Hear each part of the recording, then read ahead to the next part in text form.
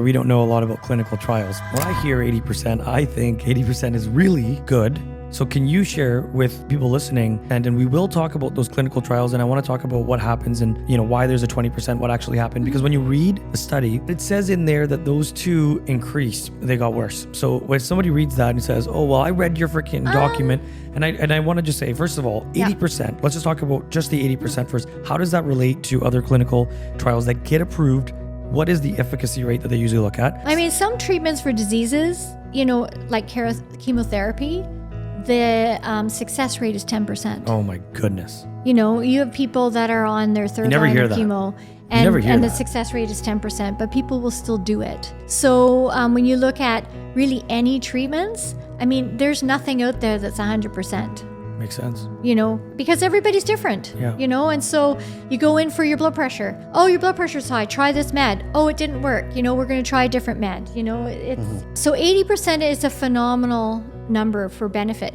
When we say, did 20% get worse? 20% had no benefit. I'm not sure that they got worse per se. There's some people that we had one fellow who had a really difficult experience, but he didn't come back for the therapy to integrate. And so he really struggled. He thought that the treatment just brought back a lot of trauma and he wasn't able to process it. But he went back to therapy, he was able to process it, and then he had another treatment of psilocybin like 6 months later.